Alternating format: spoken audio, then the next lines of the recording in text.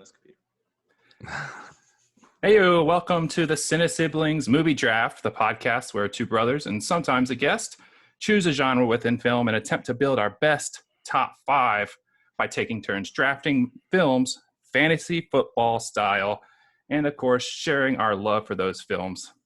I'm Ian. I'm James. And today we have a guest and fellow podcaster, Dan, from the awesome Film Trace podcast. Introduce yourself, Dan, and plug your podcast. Hey guys, how's it going? So I'm Dan from Film Trace. My co-host Chris could not make it tonight, but he's here in spirit. So Film Trace is basically a podcast where we take a deep dive on a single film new to streaming or a brand new release, and we kind of walk through the conception of the film, the production of the film, the release and reception of the film as well, to kind of understand the cultural impact of what that film was all about and if it matters or not. So yeah, we're on all the normal podcast sort of mediums. So check us out at Film Trace Podcast on Twitter.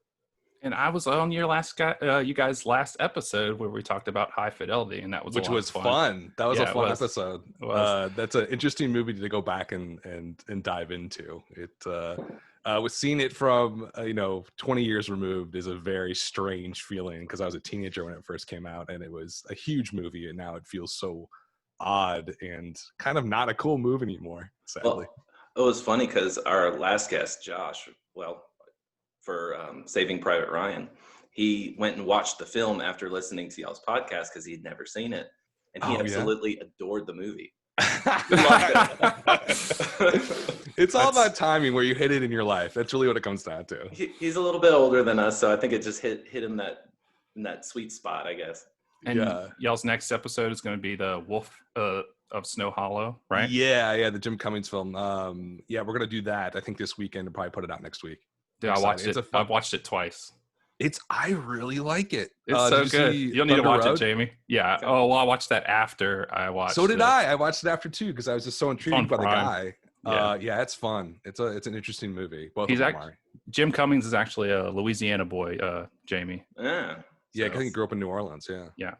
It's fun. But today on this podcast, we are drafting coming-of-age movies. And James, you're the literary nerd here. Define coming-of-age story for me. Well, a coming-of-age story is, as the name suggests, where one of the primary focuses of the tale is the protagonist's transition from adolescence into adulthood, at least in some way. So while it's usually literal, so the protagonist is some sort of teenager, it's not always the case. Sometimes it's just about the loss of innocence, experiencing adult realities, or just having some sort of epiphany about the adult world.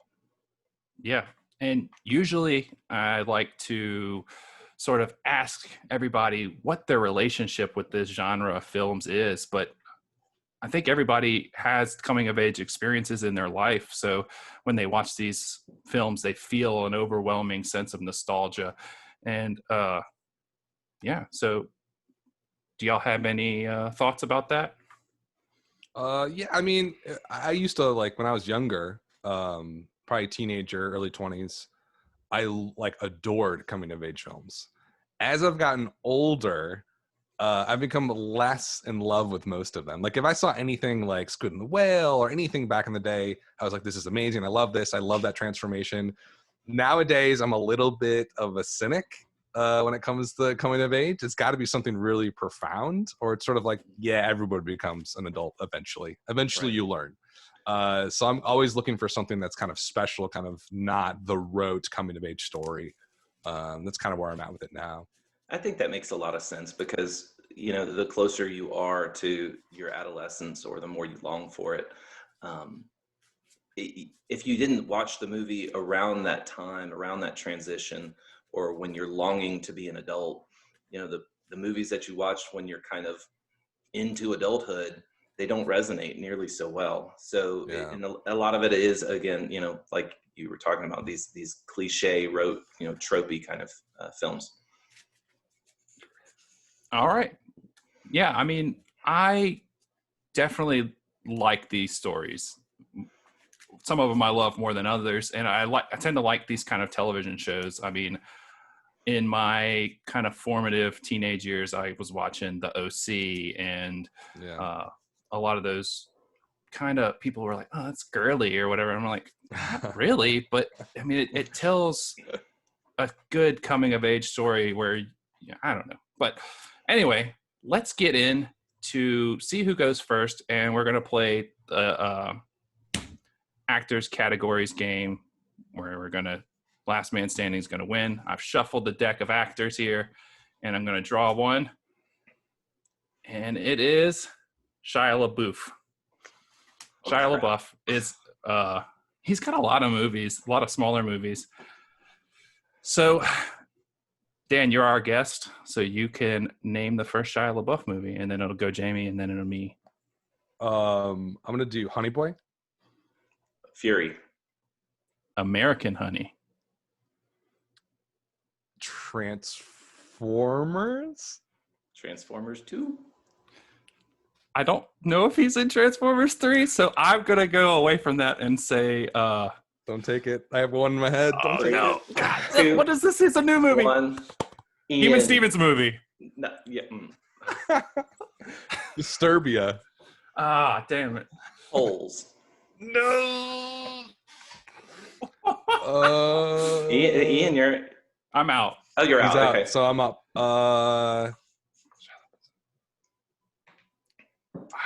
You got me. You got me. Dane, what is the I'm new horrible David at these Ayer? games. This is the one where I was thinking of. I couldn't think of the name of it. It's the new David Ayer movie he's in. Oh, we did a podcast episode on it. How did I not remember this one? I don't remember the title. What is the title? It takes place in Los Angeles. Tax collector. Tax collector. That's it. Yeah. Nice. Of All course. right. That's what I was blow trying that. to think of when I blurted out the Even Stevens movie. But You guys give me a lap and I blow it. All right. all right, Well, Jamie, that means you're first, man. I didn't you want to won. be first. I never want. It never matters because like my number one movie is never anybody else's. All right, so So Jamie, you're first, then Dan, then me. I'll go last that way because that's the order we lost in. Okay. So let's get into round one. all right. So my number one pick is going to be Mermaids, 1990. I know Interesting. it's I know it's a weird pick. It's Is that the one with Cher? Yeah. So it stars Cher, Winona Ryder, Bob Hoskins, and a young Christina Ricci. It's 6.7 on IMDb, 56 on Metacritic. It's not, universally Yikes. loved. Yeah. So the premise is a single mother to two daughters relocates her family to a small New England town in the 1960s. This film is just really dear to my heart. It follows the coming of age of this 15-year-old girl, Charlotte, played by Winona Ryder. She's a neurotic Jewish girl who's plagued by anxiety and an obsession with Catholicism. It focuses on her relationship with her oddball mother, played by Cher, and her younger half-sister, played by Christina Ricci. And it kind of follows her first romantic relationship. And I mean, I remember watching this as a kid. I think it's one of those films that we watched because our mom really liked it. Yeah, for sure. And That's so something. it's girl growing up in the 1960s, so it was resonating with her, and I just thought it was cool. And I remember watching it as a kid. I may have been like 8 or so, and I turned to Mom, and she takes herself way too seriously. The characters are quirky, they're fun. The film, it really captures the inner voice of a 15-year-old girl that has some seriously unbalanced upbringing. I like the film, and it is the first film I thought of when we talked about coming of age movies. And so I just went, I'm going to pick it. All right. Well, it's got a 74% on IMDb, which is pretty good, and a 70% audience score. You mean Rotten Tomatoes? That's what I meant. Yes. Love it. You seen this movie, Dan? I have not. I remember it very vaguely, but I couldn't really describe it all that much. I think saw it when I was a kid. Yeah. But not since then. We watched it a lot as kids. I do remember that we had a little recorded VHS from TV or something, and Definitely watched it a lot. Haven't seen it since. I have thought about it though. I do have visions of this movie. I mean, I I was love born, it. Yeah. I do. I was born in '89, so this came out the year after I was born. So I do have visions of this movie. All right. Well, Jamie, you got anything else? Nope. All right, Dan, it is your pick. Not my number one pick, huh? Yeah. This is tough. I had kind of an internal debate between two movies. But I'm gonna go with Rushmore. So this is a 1998 movie, Wes Anderson's second film, starring Jason Schwartzman, Bill Murray, famously, Olivia Williams, Brian Cox. It's essentially about a strange young man at a private school in Texas, and it's essentially him. It's a little bit of a love story with him and a teacher, and Bill Murray's an industrialist that he somehow befriends, and they sort of fight over this teacher at the school. But it is, if you're familiar with Wes Anderson, this is obviously one of his earlier films. He's much less eccentric than in his other movies. It's much more grounded than, say, Steve Zissou or Grand Budapest Hotel, even, or Fantastic Mr. Fox, his claymation movie. It just feels like it has a lot more weight to it than his other films. And, the coming of age aspect to this, I think, is just wonderfully written. Max is the main character, and he goes through this amazing transition from the start of the film till the end. And it's interesting, and I think it's a very adult way of looking at a coming of age film, because Max doesn't change his personality over the course of the film. He goes through the very traditional sort of, I learned something new about life, and then I change as a person, but he doesn't really change who he is or his personality. And I think it's that sort of balance between change and kind of staying true to who you are that is really vital to a coming of age film. Because anytime there's like a huge change and somebody seems like they're a completely different person, I don't buy that. That seems false to me. Yeah. And so when it's a little bit more of a subtle change in terms of how they view the world or how they view love in this case and friendship, I just think it's a little bit more, I don't know, it just feels like it has more power to it. And I don't know, like Rushmore, have you guys seen Rushmore? Like, what do you got? You got have you seen his other movies? I've seen some of them. I've seen Grand Budapest and Isle of Dogs. I can't emphasize enough how different his style is before and after Steve Zissou in 2004. Like, because before that, he just has there's this richness to what he's doing. Bottle Rocket is Chris's favorite film. And he actually named his son after the main character in that movie. And so we're both huge Wes Anderson fans, but I think it is, to me, the archetype of a great coming of age story, but that's also artistically experimental at the same time, but also works as a traditional film. Like, you guys gotta see it. That sounds up my alley, actually. Yeah, it's it's not like out there all that much. You're gonna watch it and it's gonna feel kind of a little bit weird and off. It kind of reminds me of a little bit kind of the Juno style, Diablo Cody's Juno and Jason Reitman, but a little bit more muted than that. And it's just pitch perfect to me. It's just a wonderful film. You got some scores for us, Dan? I got Rotten Tomato for you. on IMDb, we got 7.7, which is okay. IMDb is always hard to judge their scores. It's like, if it's in the sevens, okay, it's pretty good. Rotten Tomato 89%, which I feel like is low from critics. Audience score 91% on Rotten Tomatoes.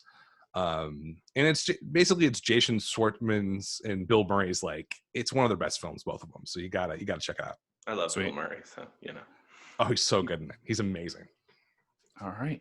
Well, it is my first pick, and I'm going animation. Oh, love it. And the movie is Inside Out from 2015.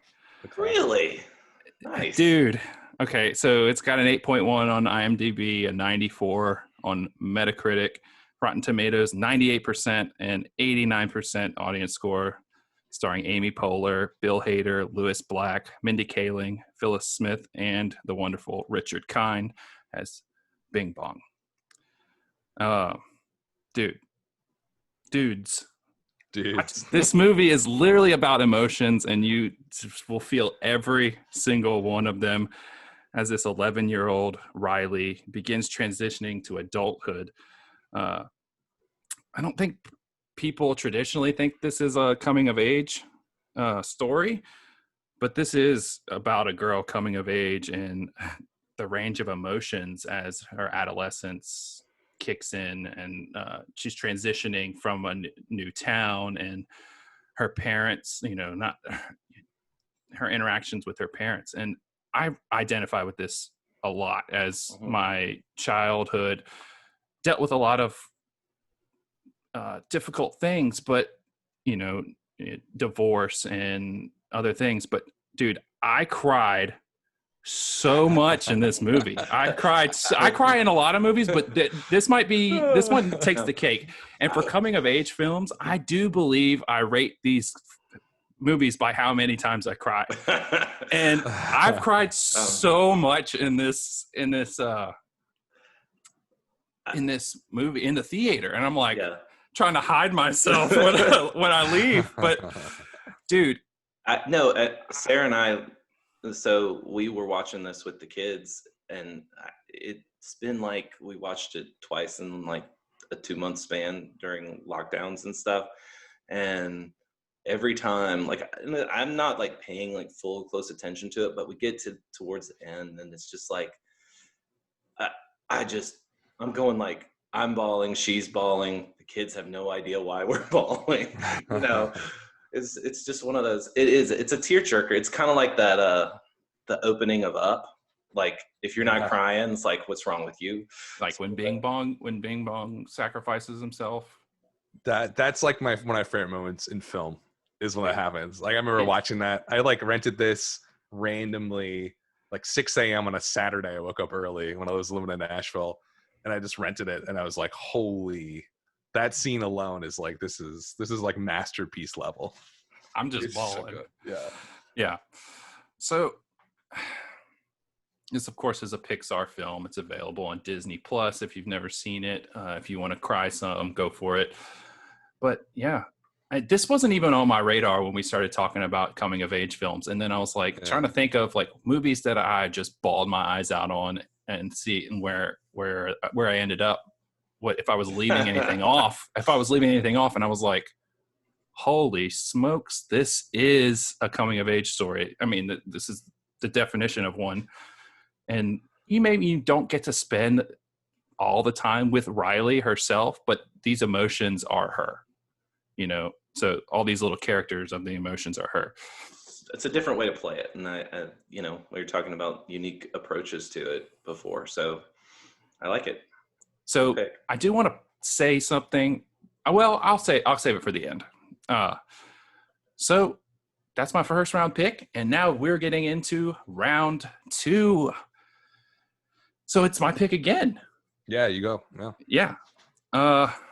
Man, I'm stuck between 2 movies that they're kind of evenly keeled on mine. So I'm going to go with the better made movie, I think. And I'm going to take Moonlight from 2016. Oh, that was on my list. Oh, God. Well, fight. I was going to say I apologize, but I don't, because this movie is so freaking good, man. And I can't wait to hear what you have to say about it. So IMDb gives it a 7.4, which is weird. I feel like that's really low. The Metascore 99. Rotten Tomatoes 98% with the audience score 79%, starring Mahershala Ali, Naomi Harris, Trevante Rhodes, and Janelle Monáe.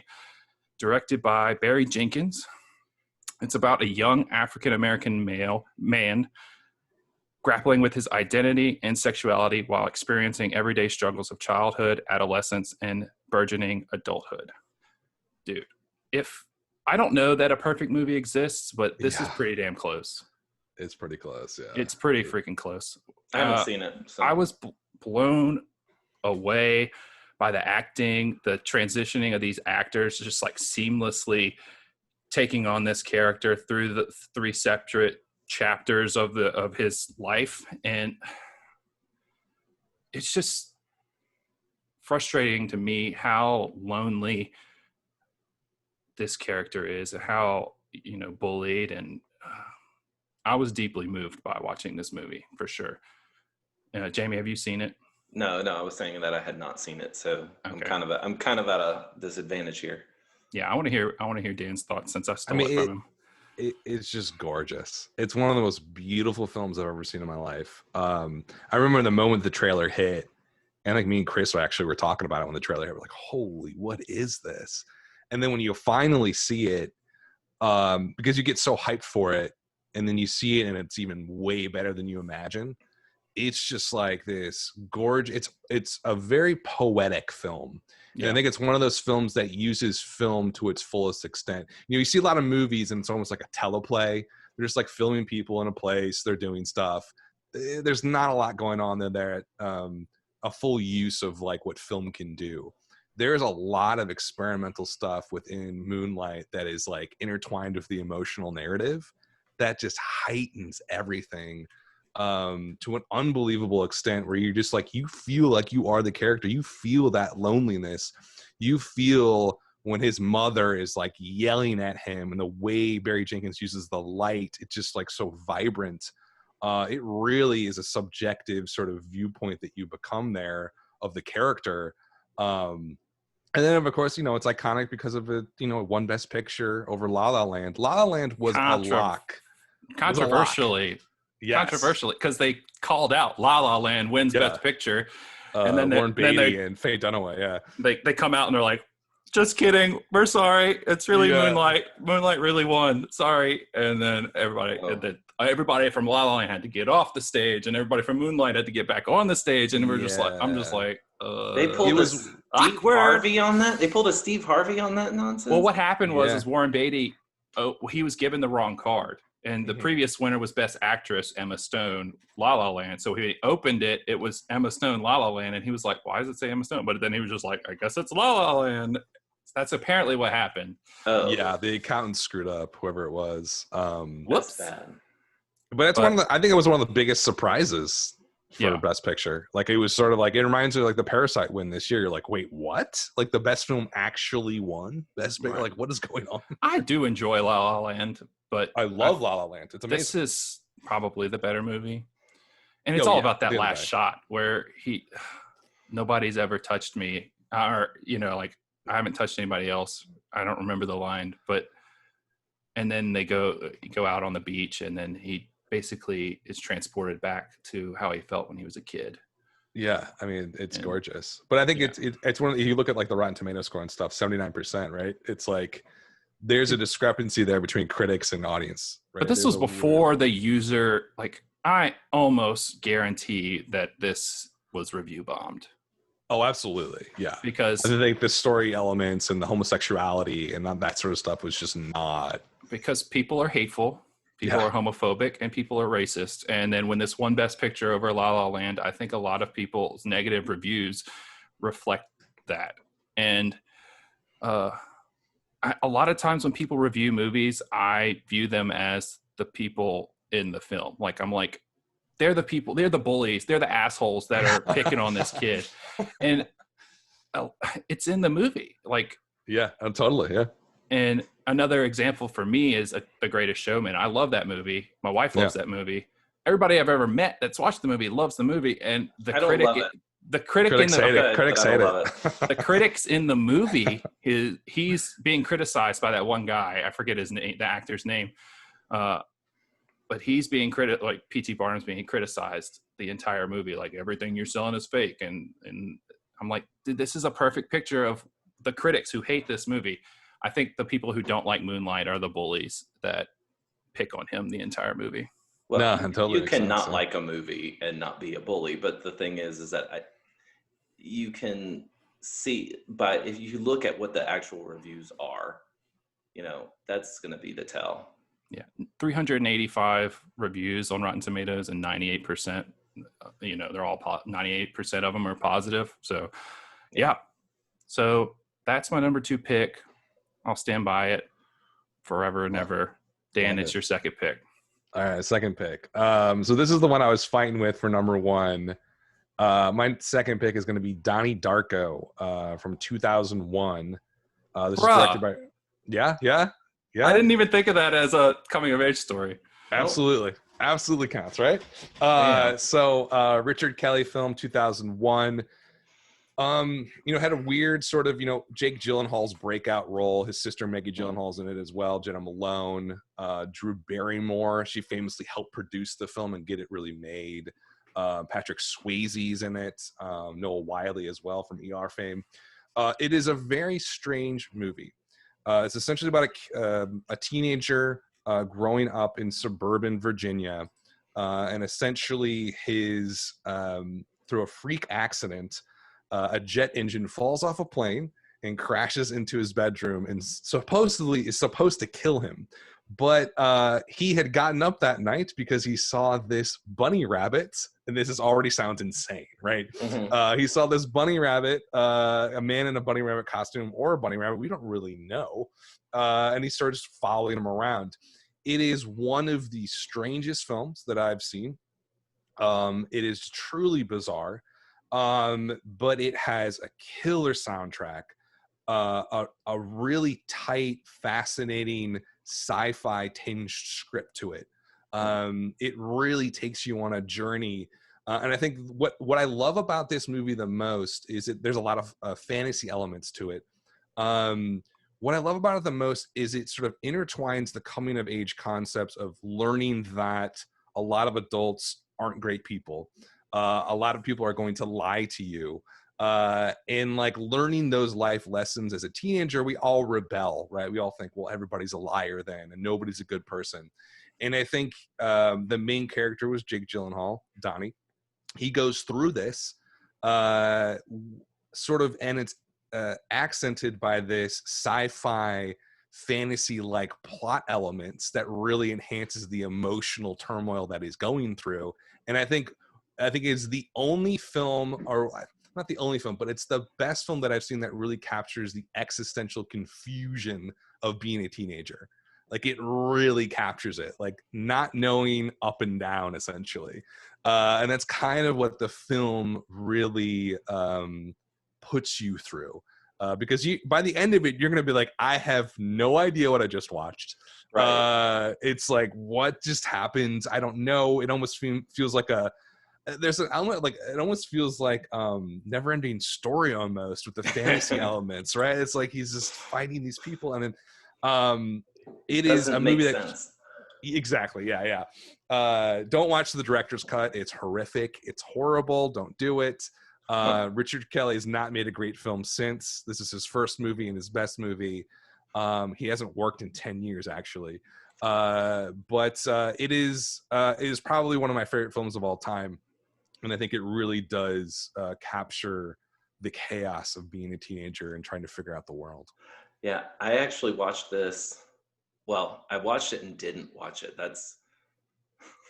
So I think I ended up watching this in high school at some point and made out through most of it. Damn it. I knew he was going to say that. So it was a proto Netflix and chill. Yeah, basically. And like, but I remember watching like parts of it and being like, I'm gonna have to watch this. Like what is going on? Yeah, dude. You say a bunny rabbit in a costume, or a guy in a bunny rabbit. This is a truly fucked up looking bunny rabbit. Like its teeth are like just like ready to chomp down. Its one eye is bigger than the other. This is definitely sort of a nightmarish feel. Yeah. A dream. It also deals with mental illness too, which I didn't really touch upon. Yeah, really I think Inside Out did that too. I mean, touching on depression. 100%. Well, yeah. Okay, so I watched this movie literally back to back. Like I watched it, I finished it. It was years ago when it was on Netflix. I watched it, and then I was like, "What the hell did I just watch?" And then I just hit play again and watched it again. I was like, "Okay, I guess I need to watch this again because I don't get it." But yeah, I think you knit and just and I didn't even think of this movie as a coming of age story, but really it is. But Jake Gyllenhaal has, like you said, this is his breakout role. And I think when I watched this, I was like, this dude's got it. And then when I saw him when I saw him again in Nightcrawler, I was like, Oh, God, so good. That was our This season dude's- finale. Yeah, yeah, that's our I was first like, season. this dude still got it. He's amazing. Yeah, he's wonderful in this movie, and it's truly bizarre, but it's worth checking out if you haven't seen it. Like, dive into it and just avoid the director's cut. You don't need to see that. I don't think I've seen the director's cut, but Usually I saw the director's cuts are better. So yeah, there's a long story behind that, but Richard Kelly had a really good editor on this film, and that's one of the reasons why I think it works on the theatrical cut. Gotcha. Director's cut is a little bit too much. If you want to see Richard Kelly uncut, go see Southland Tales. That was his second film, which probably no one's ever heard of, but nope. Yeah, it's one of the most crazy things I've ever seen in my life, and it's that's why you're here, though. All right, Jamie, it is your round to pick a Rooney. Oh, it is my round 2 pick. Okay, I am gonna go with Dazed and Confused. Oh, I hate you. Was it on your list? Oh yeah, absolutely. Okay, 1993. This one was vying for number 1, and then it was like vying for number 5. But so number 2 is a good place for it. 7.6 on IMDb, 78 Metacritic. It's really this classic, and it now features an ensemble cast of what were then future stars. It's basically a tale of the last day of school in 1976. Follows a number of characters, but primarily the star quarterback, senior Pink, and the incoming freshman Mitch, and among a number of other characters. Each one is trying to navigate the pressures of high school life, football coaches, hazing, experimenting with weed and alcohol. And these characters they're finding their way through tradition, most of which seems rather harsh, and pressures to make promises you don't intend to keep, and just learning how to grow up. I mean, it's a great film. It's fun. It's just something that's fun to watch, and you can see deep meaning in it if you want to, but you can also just watch it for the joy of watching it. I think this is our sister's favorite film, and I actually watched it. She was like sick or something, and all she wanted to do was have probably fudge ripple ice cream and watch Dazed and Confused. And I think that was probably the first time I watched it. I've not seen this movie. What? Oh, okay. I've seen a movie that Ian hasn't seen. This is like a first. Awesome. So I used to have, I don't have cable now, but I used to have cable, and they used to, like, Epix used to play movies on repeat. And this is one of those movies that would come up. This is probably like 13 years ago when this happened. I probably watched Dazed and Confused like in a year, probably like 20, 30 times, because it was always on. And it's just like a perfect hangout movie. Yeah. It's got this chill vibe. It just flows. And I think the thing that really I love about Dazed and Confused is that it does accurately capture that feeling of being 16, being 15 or whatever, and just your life and what a day is when you're that old. There's a magic to those days that a lot of people long for. Right. And it does really capture that feeling of just sort of gliding through life as a teenager, hoping about the future and what's going to come, having no idea that adulthood is an absolute war zone. But right. It's one of those films that it definitely captures that magic, which I think it makes it a great film. Yeah, I mean, for me, one of the things I remember, like, it goes, I go, well, what was it like when I was a freshman? I was like, I remember sitting in the back seat, driving around with a couple seniors, and, going to roll somebody's house. Like, it wasn't as bad as what they were doing. It's a little, you turn everything up for a movie, but everybody's got these kind of things. And you're like, okay, well, yeah, I can relate to this. This feels, so it's got some nostalgia in that respect, and it's fun. It's just the perfect hangout movie. I completely agree. Yeah. And Ian, we'll have to hang out and watch it. Dude, I think I do. Yeah, I do. But Jamie, this is a memory I have when I was a kid, you were in high school, I was in middle school.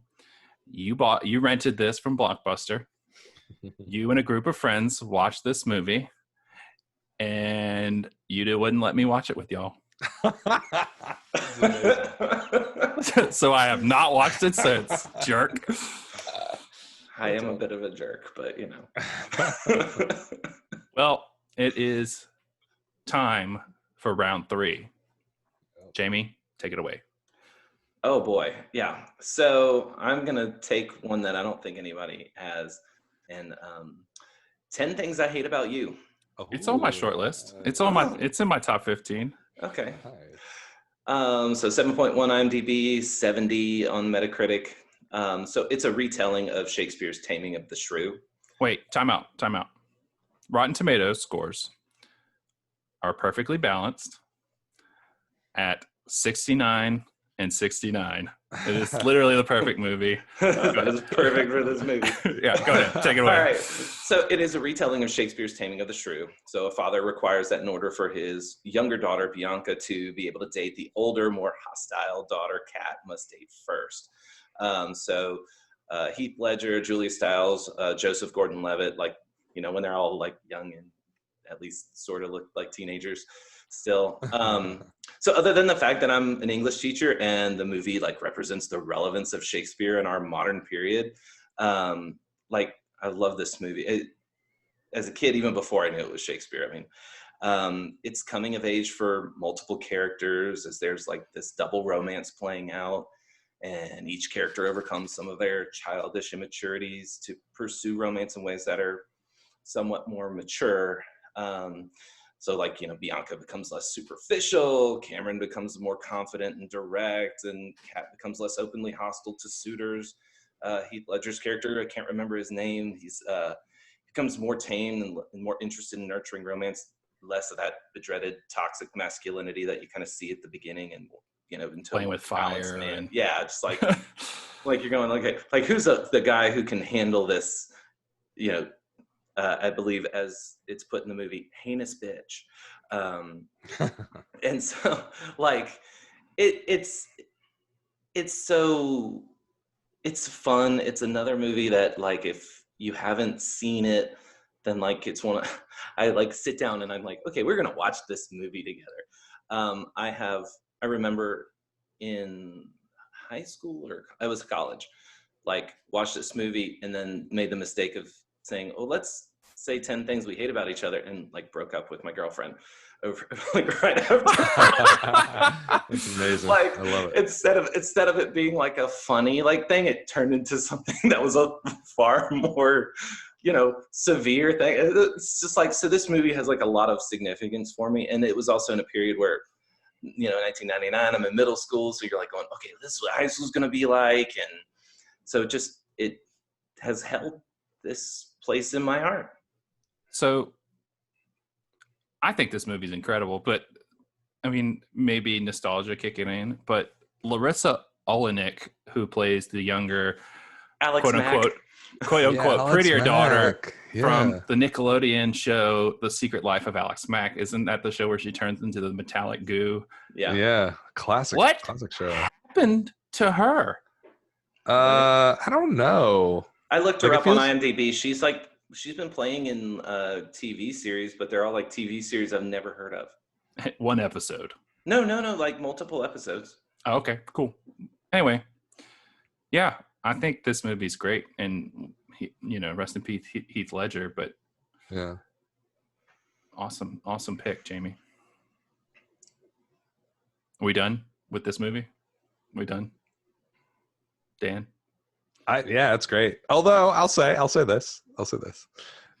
I knew a lot of my friends loved this movie and like gushed about it, and I was always like, yeah, whatever, because I'd never seen it. And then I finally saw it, and of course I loved it. So It's because it's Shakespeare. yeah, it's Right. Shakespeare. I saw it like 10 years ago, so for the first time. So it. Oh wow. Yeah, I didn't see it when it came out, which all my friends did, and they loved it, and I was, you know, sticking the mud about it, but I came around.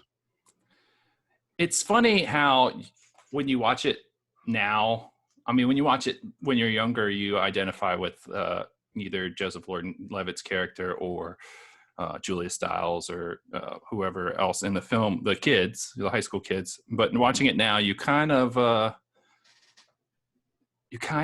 identify with the dad a little bit.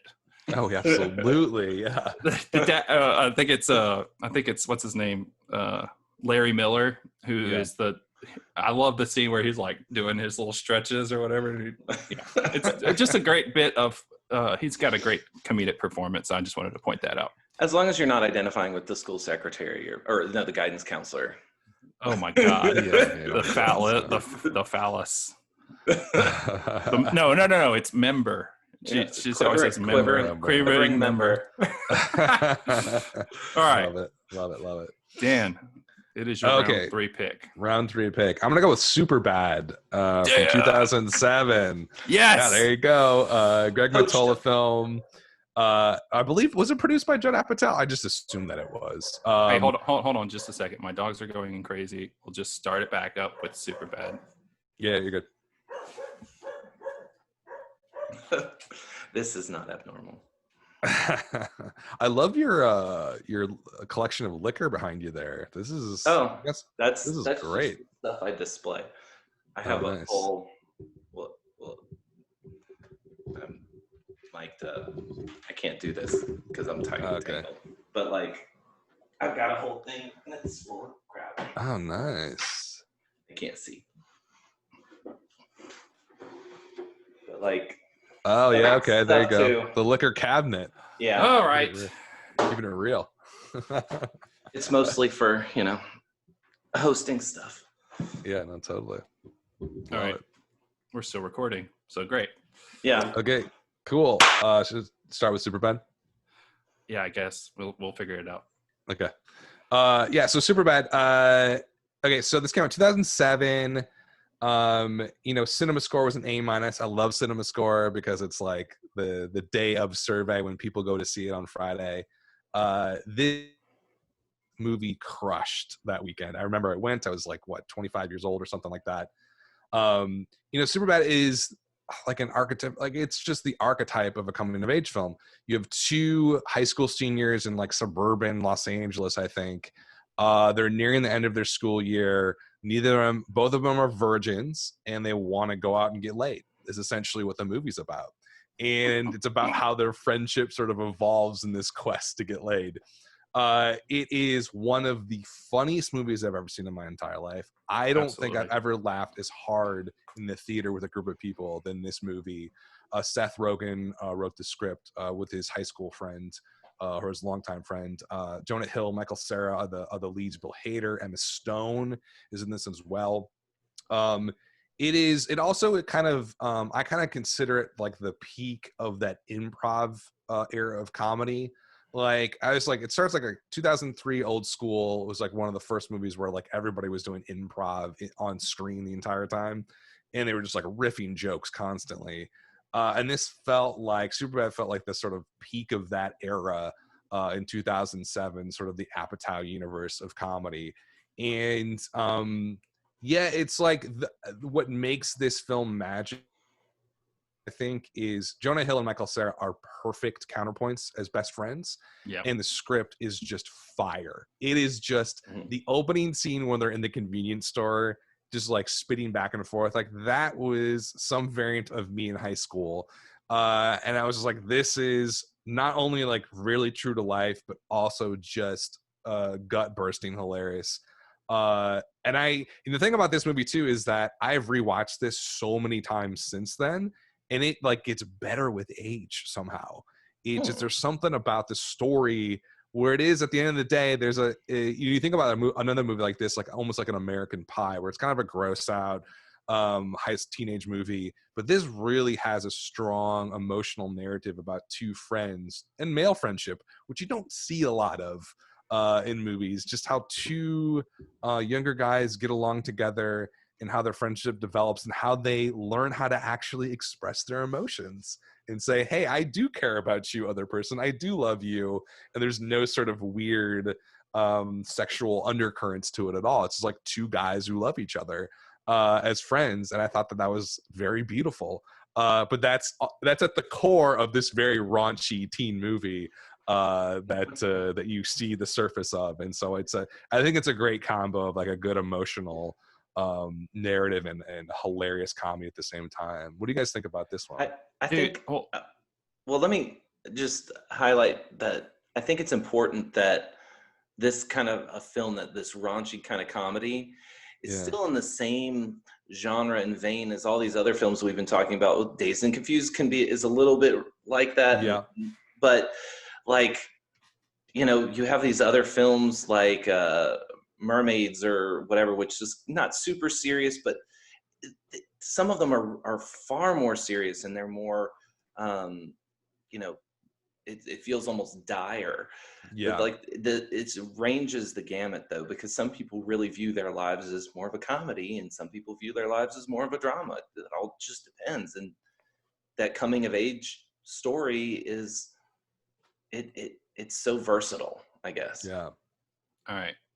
I remember seeing this opening night on a Friday, theater packed. I was there too. I'm 17 years old, Yeah. and I saw it with my counterpart, my codependent other best friend, and we looked at each other when the movie ended, or as everything unfolded, these like rapid fire machine gun comedic beats, and you're just like laughing your ass off the entire time. I'm looking at my best friend going like, "This is us! Oh my god, this is us!" And just like, we walked out of that movie going like, dude, this can't explain us better at this point in our lives. Like definitely chasing girls and all that other, you know, not quite as ridiculously, but this movie, it holds up, I think, because upon rewatching it, you find more jokes, and more jokes hit for you, because when you watch a movie for the first time, especially with a group of people, people laugh loudly, and they kind of cover up some of the dialogue, which is actually genuinely funny, and you miss out on some stuff. So I definitely think this is a worthy pick, and it definitely deserves to be on a list. Like you were saying, Jamie, we have this movie, which is a raunchy comedy, and then we have something like Moonlight, which is a very deep story. So it just shows that this genre isn't just one thing. So is it my third round pick now? Yes. All right. My third round pick. And I'm going to have to choose. I got two vying for third place here. Oh, no, I don't. It's third round, right? Third round. Okay. The Perks of Being a Wallflower. It is based. Oh, wow. I like this. This is good. I didn't see the movie. I read the book. It is. Yeah. This is based on the novel by Stephen Chbosky. Sorry if I butchered your name there, sir. From 2012. It's got an 8.0 on IMDb, a 67 Metascore, but its Rotten Tomatoes scores are 86 and 89%. It's written and directed by the writer of the novel, Stephen Chbosky, and starring Logan Lerman, Emma Watson, and Ezra Miller as the three main characters. The cast is huge, but those are the main three. It's about an introverted freshman who, played by Logan Lerman, who's taken under the wings of two seniors who are the step siblings, Emma Watson and Ezra Miller, who welcome him into the real world. And like I said earlier, I rate these kind of movies by how many times I cried, and I definitely cry a lot in this movie. There's so many like revelations you come to as this truly disturbed and traumatized kid. I think his name's Charlie. It escaped me. Yeah, he is a very depressed kid. He was sexually abused as a child by his aunt. He was his best friend killed himself, and at the end he sort of goes through this whole thing. He's battling depression throughout the whole thing, and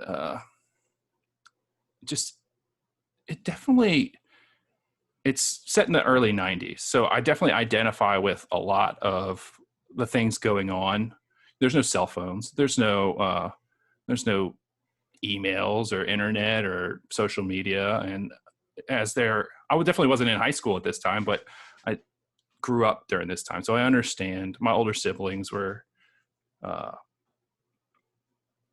in high school during this time, and I definitely feel for this kid as me in high school, battling depression, being on antidepressants, going to therapy, and just definitely hits home for me. And I did read the book. I think it was part of a summer reading thing, so I definitely wanted to see this movie when it came out. And dude, I cried so hard at the end of this movie. Just that scene that sticks out to me is when he calls his sister, and she's like, she just starts freaking out and like telling her friends, she's away at college now, telling her friends like, just call the police and send her to my house. It hits home because I know I have siblings that would do that for me as well. I would be reluctant. I'm more interested in seeing it now. I was always reluctant to watch this because I loved the book, although it was hard to read. Because with a movie, it's more passive. With reading, you have to keep going, and even like when you feel that emotion that hurts. And now knowing that it was written and directed by the author, which sounds great, I'm much more apt to see it because when you love a book like this, if I hadn't gotten in trouble for teaching Looking for Alaska, this was the other one that I would have taught to my students my first year teaching, which I'm sure it would have gotten me in just as much trouble. So, it's one of those things of it's definitely a powerful story just having read the book, and I'm anxious now to see the film. Yeah, it's I just saw the film for the first time a month ago, actually. It was one of my favorite books in high school. So it came out when I was in high school, came out on MTV Books, I remember, was the publisher. And I think I read it as a senior. It blew my mind. Absolutely blew my mind.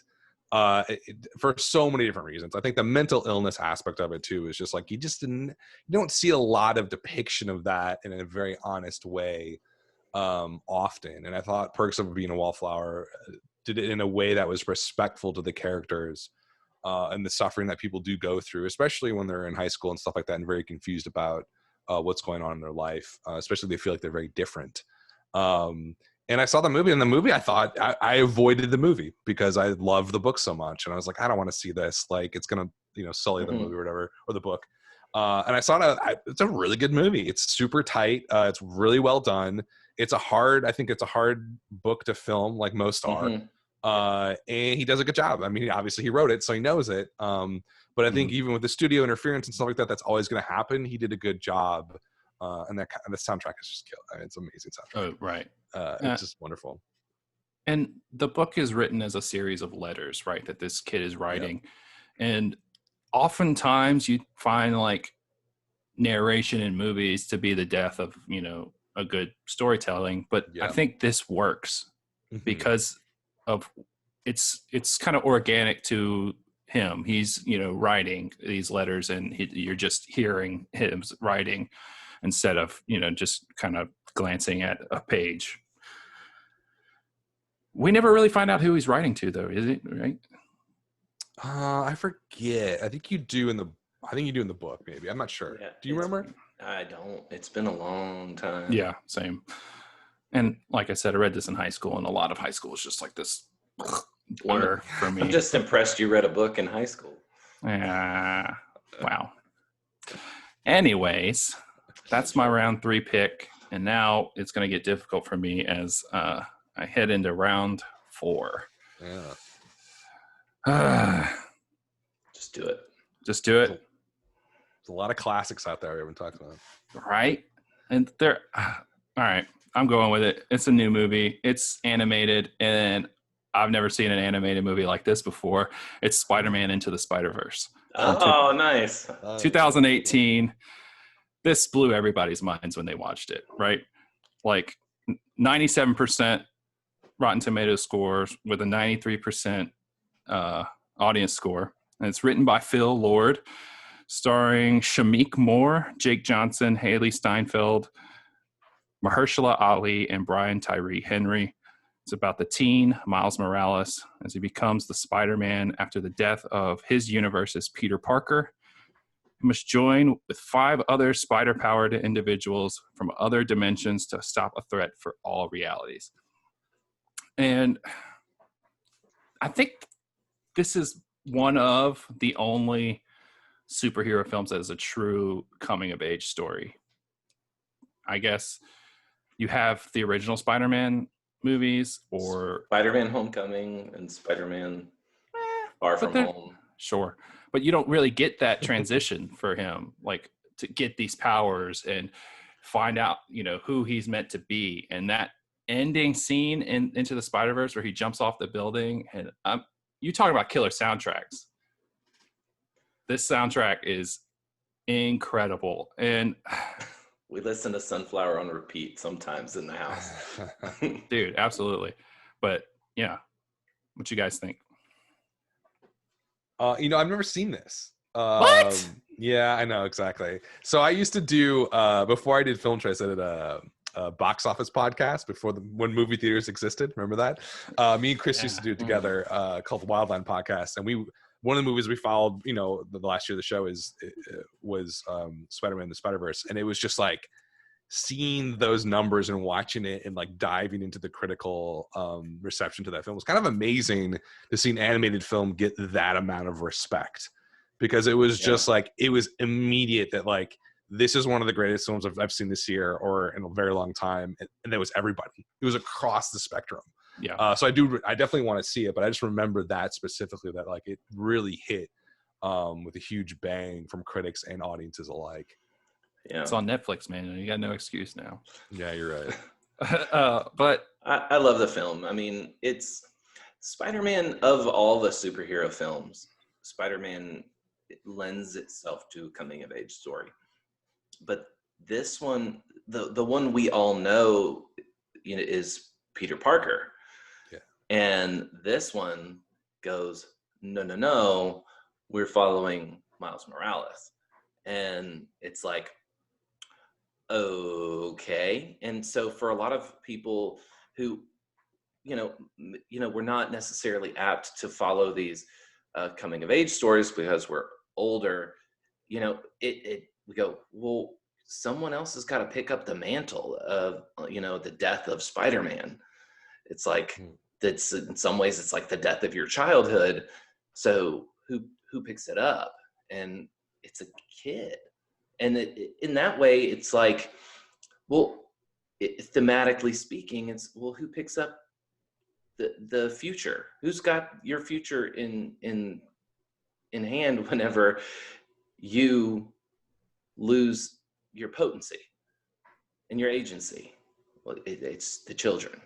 And so it's that next generation coming up. So this film, I think in a lot of ways it's real powerful. And it's not super serious either, though. It's got that element to it that I think that gives it a lot of depth that a lot of animated films don't have. I've never seen speaking of just like the animation aspect of this, I've never seen animation like this ever. And I mean, it's the coloring looks like an old school comic book. I mean, it's like a 3D kind of cell shaded, interesting thing. But we saw it together with your 7-year-old. I think he was 7 at the time. And we saw it in 3D on accident. And I was still blown away with how cool it looked in 3D. And I usually hate 3D movies, but this one was like incredible. Yeah. And I think I can't wait for a sequel, because this is definitely an awesome movie. All right. So, yeah. What are we, round 4, huh? This one was tough. I had a couple 80s movies that were in this slot, and I just switched because I couldn't do it. I'm going to go with, because it's my list, right, at the end of the day. So I'm going to go with The Virgin Suicides from 1999, Sofia Coppola film. This is based on an amazing book. The story is essentially a group of male friends become obsessed with 5 mysterious sisters who are sheltered by their strict religious parents in suburban Detroit in the mid-1970s. This is Sofia Coppola's first film, obviously the daughter of Francis Ford Coppola. It is one of those lyrical, very poetic films that when you read the book, it absolutely feels unfilmable. There is no way you can put what's happening on the page and what you experience as a reader on screen and make it work. But Sophia does it. She creates and weaves this very strange, there's almost this investigative in search of feel to the film. Like, what happened to these girls? You know, it's called The Virgin Suicide, so obviously they kill themselves. All 5 sisters. And so the entire film is essentially through the lens of these men or young men who were friends or associated with these young girls, but became obsessed with them as high schoolers. And that obsession has stuck with them. And so you get these shots of a guy in like AA, and he's like, 45 years old, still talking about this girl who killed herself back in high school. And it's sort of, it really, I think, the thing that I love about it the most in terms of the coming of age aspect of it is there is this mysterious element of going through that transition. And some people almost get stuck in that phase. And maybe they never really fully transition into adulthood. Maybe they get haunted in a way by their past and nostalgia. And it really drips with that sort of dread and haunting feeling of nostalgia that time is going to move forward no matter what you do. And you're going to lose people. You're going to lose people that are close to you. And it really envelops you in that feeling. And I think it's, from a stylistic perspective, it is one of my favorite films by far. Beautiful music by the French band or DJs Air. They basically wrote the entire soundtrack for the film. And Sophia, it's her best film by far, I would say. Have you guys seen this one? I have seen this years ago when it was on Netflix. I don't remember it. I mean, I've only seen it once, but it's I remember it being hard to watch. Yeah, it can be difficult. But beautifully filmed. I think isn't Josh Hartnett in this film? Yeah, you got Kristen Dunst, Josh Hartnett, James Wood, and Kathleen Turner play the parents of the 5 daughters. Yeah. What happened to Josh Hartnett, man? He's still around. Penny Dreadful. Yeah, he is in Penny. Well, that's over. It's been over for like 5 years. Has it really? Oh, yeah. Something like that. All right. Jamie, you seen it? No, I missed this film. Although, like every film after y'all talk about it, I'm going like, dang. You got to read the book. Homework. The book is like next level. Okay. So the book first, huh? Book first, yeah. Definitely book first movie. Well, that sounds more up my alley then. All right, dude. Jamie, round 4, baby. All right. Well, you know what? I'm gonna go uber classic here. Yeah, and I make Ian cringe when I do it, but I don't care. Old Yeller. Old Yeller. Come back, Yeller. All right, so 1957, 7.3 on IMDb, 84 Metacritic. The short summary: a mother and her 2 sons adopt a stray dog as they strive to make their Texas homestead work, while the man of the house is away on a cattle run. I can't say that without taking an accent. It's a classic frontier tale of a boy and his dog growing up on the Texas frontier. I mean, the protagonist, Travis, he's a teenager. He's acting as the man of the house, while his dad's away, and they find what they believe is a stray dog. And I'm giving this synopsis because, like, we take for granted that everybody has seen this film, but you know what?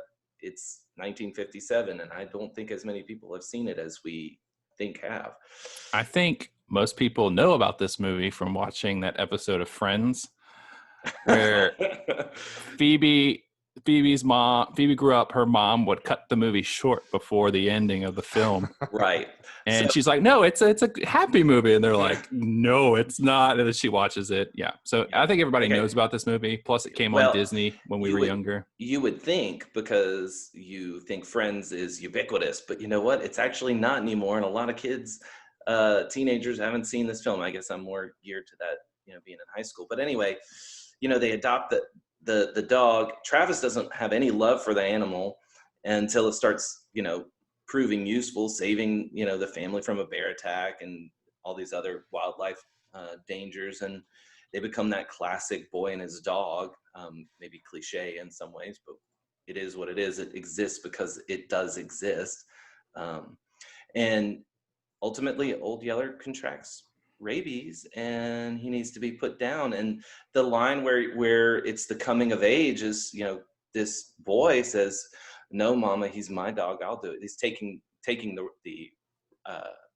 rifle, or it's rifle or shotgun, and he's gonna go, and he puts the dog down.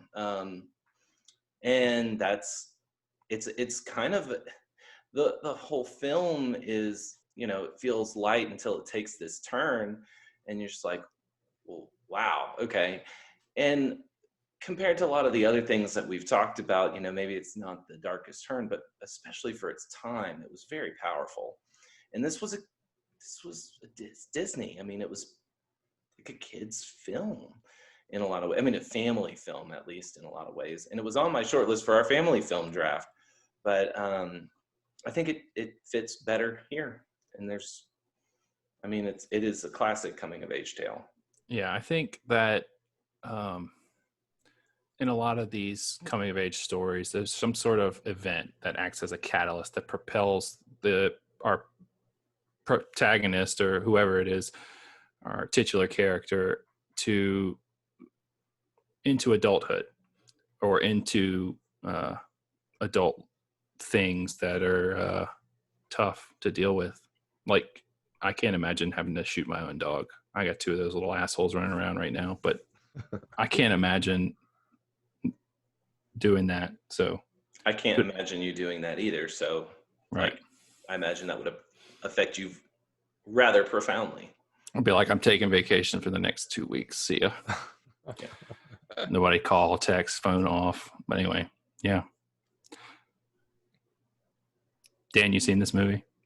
I saw it as a kid, but I don't really remember it at all. I remember the ending, of course. Of course. It traumatizes you forever. Mm-hmm. I do kind of wonder, though, I was just thinking as you guys were talking about with the ending, do younger people view that ending differently? I feel like if you were born, before 2000, let's say, and how people view animals and dogs and stuff like that, do people, I guess, would a younger person do this to their dog? I don't know if it translates anymore. Does it? Well, I mean, there's no cure for rabies still. So, we have a different means of putting down animals, but I mean, the animals get put down all the time. It's just done, in a vet's office and, with a needle. But I don't even know how you do it with if an animal had contracted rabies like that. But I mean, now we have shots to, vaccines to prevent that for our I also think it depends on where you're from, where you live in the United States. That's what I'm saying. Because I'm just thinking where I grew up, like if our dog had rabies, we know it was a very kind of urban suburban place. Like you would just take it to the vet and put it down. But I don't think that's the case in a lot of parts of the country. Or you call animal control. Yeah. Yeah. Or you go out and shoot your own. I mean, does that still happen? It must still happen. I mean, in I'm rural sure America, does, yeah. But we have the we're going to take the dog behind the woodshed. That's a thing I've heard people say, but not in a context of actually having done it. I mean, we're from the deep South, but we're not it's still pretty suburban. So I don't know. All right. What? We're transitioning around 5. Yeah. Let's close this bad boy out with round 5. Jamie, it's your pick. I'm going to go what I feel like is a little off the wall with A Knight's Tale. Oh, my God. 2001, a very largely panned film. Ian is making a face at me. Is that really a coming of age story? Yes, actually it is. I definitely think it is. So the summary: when a peasant squire's knight dies, his master dies, he dons his armor, masquerades as a noble to win fame and fortune in the medieval tournament circuit, starring Heath Ledger as William. So like the whole theme is, and it's like a man can change his stars, becoming from a peasant to becoming a noble. It is a coming of age for William. And he's really coming into a maturity, because at the beginning of the film, he doesn't really, they're just trying to get enough money to eat. And they don't have any agency as peasants. So, I mean, in some ways it's a class film. In a lot of ways it's a romance film, but all the coming of age films kind of blend genres to some extent or other. And, he matures from this uneducated macho type and try to learn how to truly and nobly love a woman, not treating her like an object or a prize or something to be won. And it's like I said, it's as much romance as it is coming of age. It's a fun film. It gets a lot of flack, but and even as somebody who loves history as much as me, it's one that I've actually come to love in recent years. When I first watched it, I was like, this is the stupidest film I think I've ever watched, because it's like they start, it's like this rock music and all this other stuff, and I'm expecting, like symphony scores, and then it's like, well, that's anachronistic too. But the film is full of anachronisms, but what it does is it makes a lot of this medieval stuff a lot more relatable. And I think it really is about trying to take agency in your own life and not just accepting the fact that you are a child or a peasant or something with, somebody who doesn't have agency and who can't do for themselves. So in that way, I think it really does play as a coming of age tale. Never seen it. I saw it when it came out, I think. It's funny you mention it though, because I do a movie night with some friends back in the Midwest, and we vote on a movie that's on the ballot this week is A Knight's Tale, and I think it's going to win. Nice. So it's definitely one of those films where I think people look back on it pretty fondly. Like, it may not be, maybe I consider a masterpiece or whatever, but like, I think there is a warmness to it and a nostalgia element where people really enjoy that movie. I haven't seen it in like forever, so I can't really comment. It just did really bad when it came out. Like, yeah, it was the trailer, man. Like they put the Queen, "We Will Rock You" in the trailer, and it. That's why I didn't go see it. I was like, I didn't see it till it was like out pass. on DVD or rent or something. But I mean, I remember hating it when I first watched it, because I was like, I thought this was gonna be like knights and like medieval, like, and it is, but it's got all these like purposeful anachronistic elements to it. definitely modernized. Well, just completely out of time. Like, okay, so they start dancing like this, but the thing is what it does is it kind of blends the culture so that you can relate to it in a different way, and I appreciate it, because what I kind of missed the first time was that it's all purposeful. So anyway. All right, Dan, close us out with your round 5. Round 5. This one's for Chris. We both love this movie. And he couldn't make it tonight, so I got to pick Lady Bird from 2017. Greta Gerwig's debut film as a director.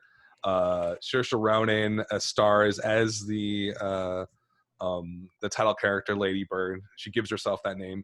It's essentially about a 17-year-old in Sacramento, California in the early 2000s. I think it's like the first early 2000s period piece, it feels like. And she's essentially trying to figure out what she's doing with her life, what we all do when we're a senior in high school. Like, do I go to college? Where do I go? Who am I? Romance for the first time. All that sort of stuff is involved. What makes this movie special, I think, is Greta Gerwig obviously is an actress who's been an actress for a long time. And, very unexpected that it would be this good. Like, debut films like this do not come around that often. And she basically hit a home run at her first at bat. 99% on Rotten Tomatoes. 99%. I think some guy was like, I gotta knock this off. I think that was the story, right? It's like one negative review. It was so like, it was like one sentence. Yeah, and so it should be 100%. It's just there's something about there's an honesty to the way she writes the character. I think it's mostly about herself. It's very autobiographical.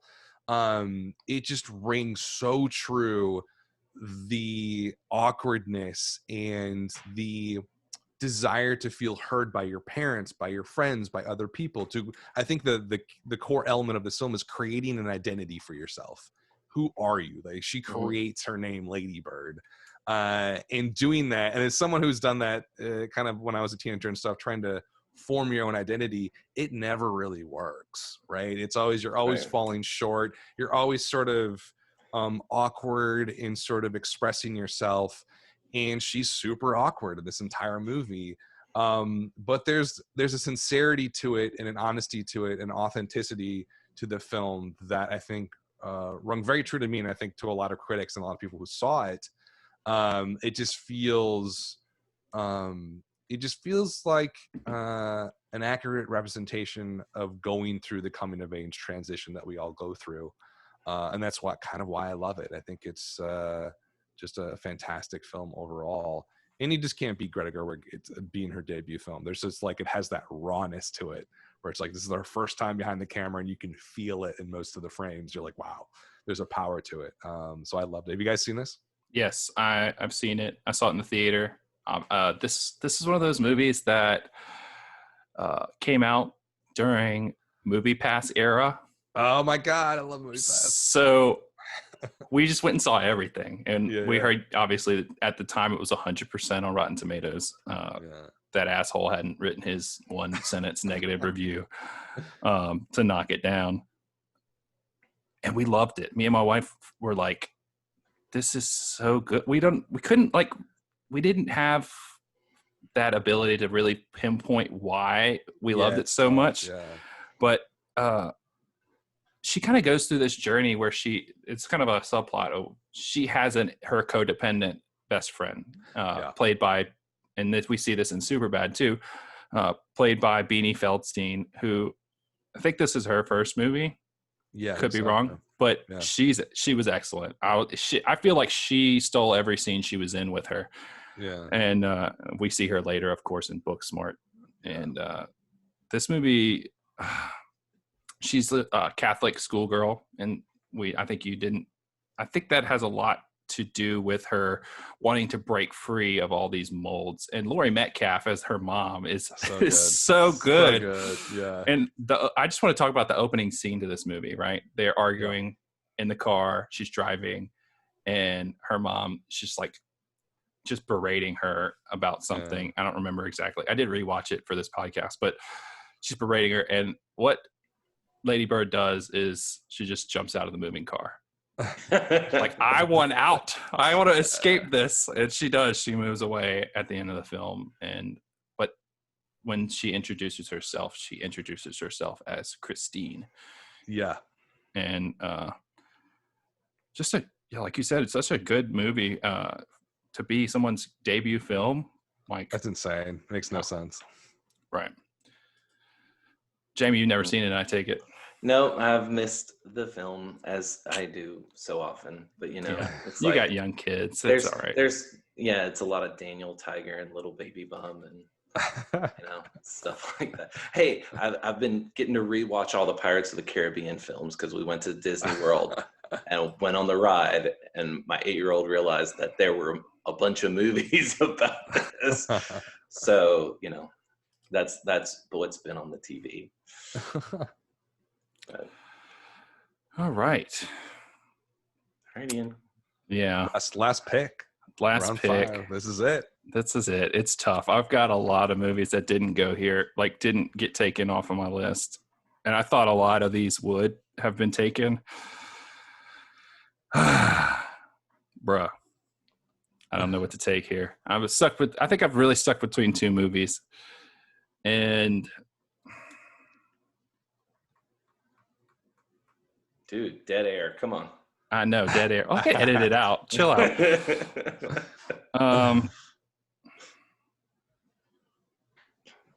I'll take Pan's Labyrinth. Oh, that was on my list. Wow. Interesting. All right. Did not have even to have think a about foreign that film. movie. Yeah, I usually have to take a foreign film, right? All right. Pan's Labyrinth that came out in 2006, directed by the incredible Guillermo del Toro. I don't think I've ever seen a bad movie by him. 8.2 on IMDb, 98 Metascore, Rotten Tomatoes 95%, audience scores 91%. Like, this is universally beloved, right? It's about a girl in Spain in 1944, and I think Spain was kind of a divided country at the time. They were going through a sided, civil war. yeah. They one half sided with Nazi Germany. Yeah, Francisco Franco. Yeah, so it is about this little girl who's the stepdaughter of a sadistic army officer in that Spanish world, and she escapes into this eerie but captivating fantasy world. I don't think I've ever seen visuals like this, like the fawn, the freaking monster with the hand eyes. So good. Yeah. Oh my god! So the visuals alone in this movie are incredible. And I watched it recently. I was like, you have to watch this movie with my wife. And she's like, I don't know, like I feel like I get lost if I have to read the entire time. But this movie is ultimately about the death of innocence. And I think the ending, I mean, it is sad. I mean, the ending is terribly sad. And what else? I mean, y'all talk about it, because I'm losing my mind here thinking about all the. I mean, this movie's terrifying too, but it's also beautiful in so many ways. Yeah, I mean, it's that nightmare ghoulish element to it that I remember. I just remember being in the theater, just being overwhelmed by the visuals. Mm-hmm. It's just, and he's a master filmmaker. And he has the ability to sort of depict and draw these gorgeous scenes on film that, at the end of the day, you can do that and it can't mean much. But when Del Toro does it, it means so much to the character as you're seeing it. And it just adds an extra layer to the visuals that you feel. It's not just, hey, this looks cool. It's like, hey, this looks cool. And I feel something in addition to what I'm seeing. Mm-hmm. He's amazing at doing that. And he's just Crimson Peak. You guys gotta go see that. It's amazing. It's fun. No one saw that movie. But that's a fantastic other sort of example of his work. Yeah, he's a wonderful filmmaker and I love him. Yeah, this whole film, I mean, to me, it kind of feels like what like the whole thing, all the terrible and terrifying imagery and everything that you see throughout, it's kind of like a metaphor or an extended metaphor for what it would be for a child to try and come of age in a civil war-torn country, particularly when the fascists are winning. And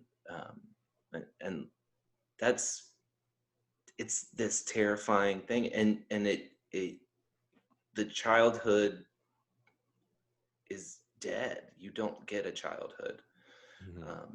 And there's a lot of movies that are, some of which we took, some of which we didn't take, where childhood is a little bit more fondly looked upon.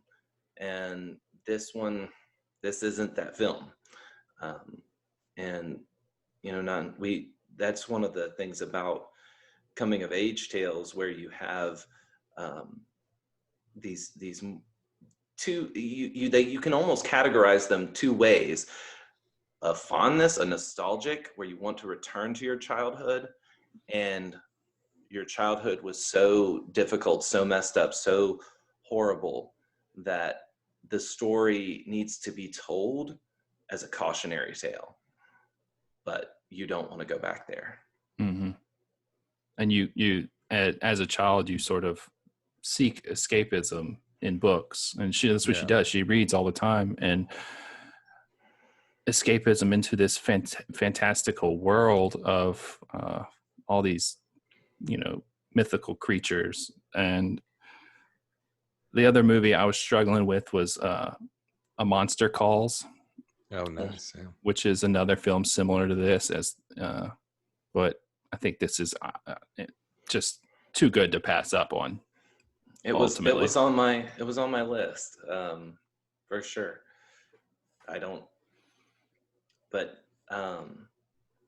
Do you want to do Monster Calls as your honorable mention? Well, I don't know, but you go first. I'll think about it.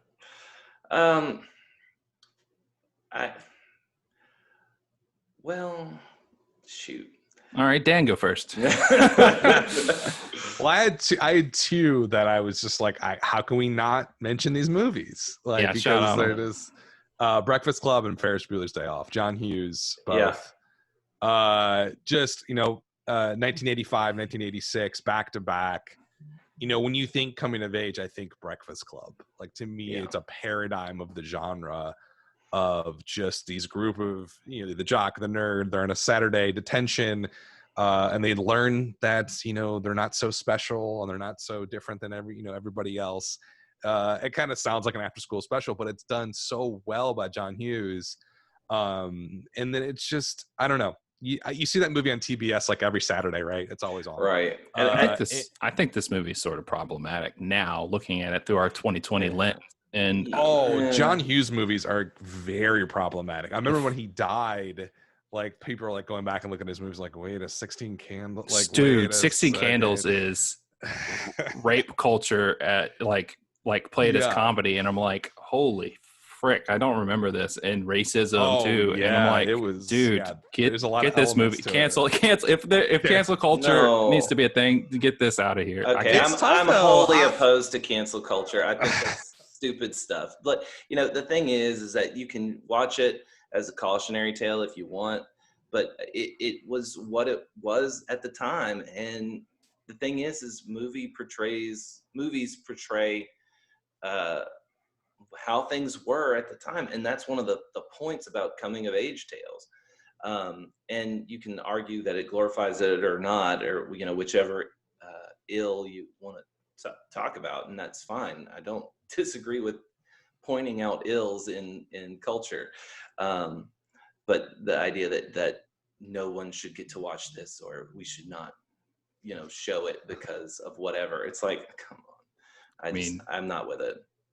Sure, I get your perspective, but I think that it plays the date rape of a female character as comedic, and I think that is hugely problematic and not cautionary at all. It sends the wrong message, and if it's released on streaming or whatever, I think it should come with a disclaimer. John Hughes is dead, so he can't have any say in it. I guess his family could, or whoever at the production company. I think 16 Candles is super problematic. Also, racism is a key element to one of the comedic characters.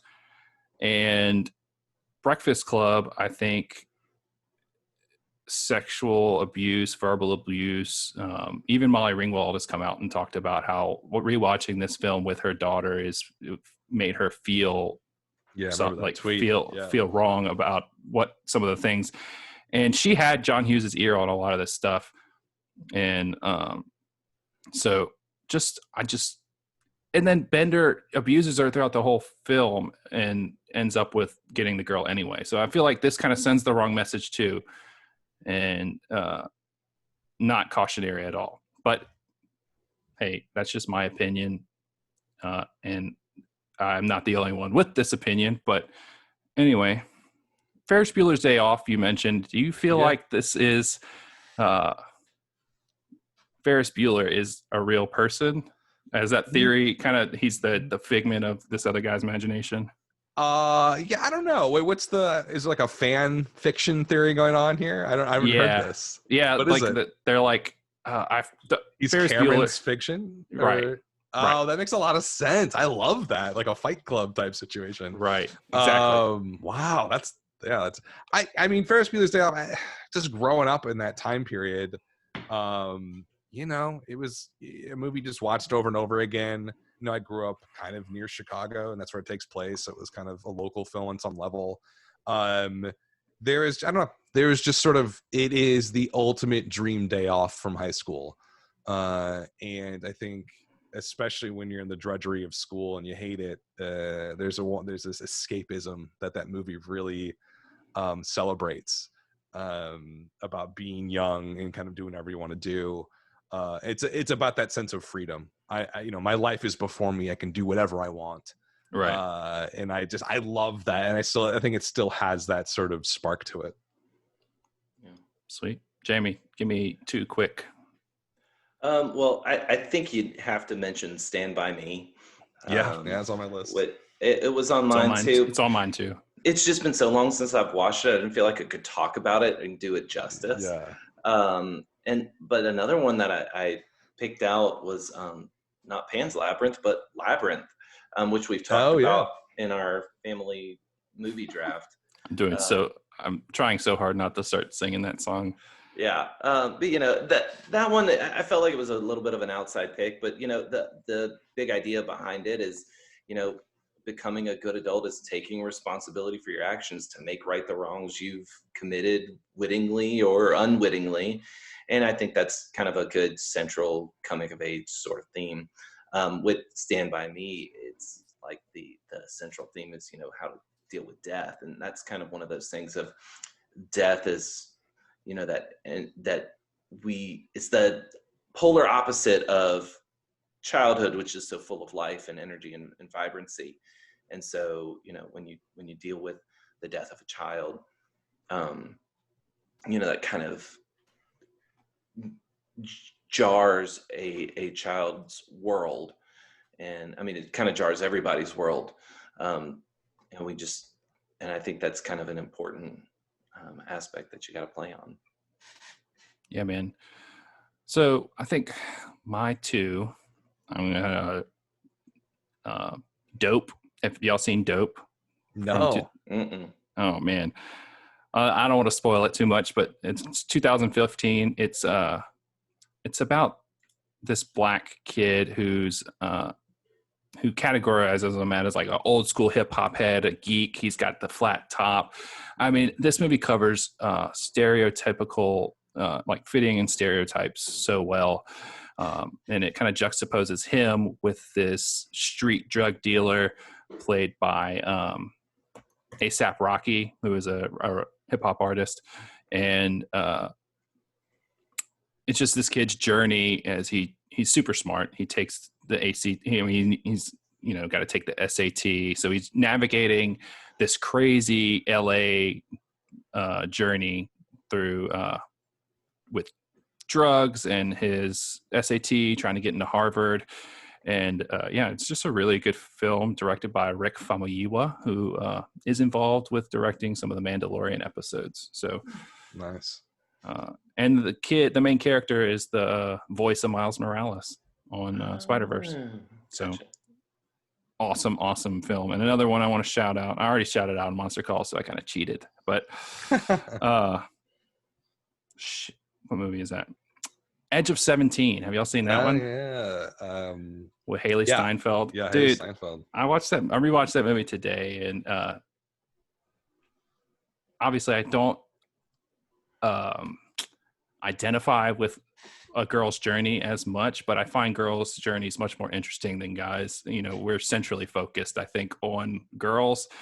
Yeah. And she's kind of dealing with a lot of stuff, the death of her father, her brother being the better looking, more popular one, and losing her best friend to her brother as they start a relationship. And Woody Harrelson plays the teacher in this movie, and he is hilarious. He's just like a no nonsense kind of I don't give a shit kind of attitude toward her, but he really does care about his students and her. But yeah, this movie was cool. Well, you brought up a good thing that I kind of wanted to talk about. Um, like a number, we talk about in 2020, there enough like female protagonists versus male protagonists? Like, is there proper representation and things like that? But like, I'm looking at a lot of our films and just looking, because I guess most of our stuff is a little bit later. You know, do I think if we looked at our lists, I think we're more female weighted. Is that? Mine's not. Yeah, Mine's four males and one female. Okay. Well, like, I'm curious, is there something to that? Is it like, because like I remember reading like Hunger Games and going like, Yeah. and I actually read the entire Twilight series and I'm going like, I hate this. This is the worst thing in the world. Mm-hmm. But with mermaids, I'm going, oh, this is fun, and like she's completely neurotic and like it's hilarious and interesting. But like I don't know, is it something where we as guys are like find women so confusing that like this is some sort of insight to understanding them better? I don't know. I'm curious. I really just don't know like what makes us kind of do that. Like, if there is it just the story regardless of protagonist or what?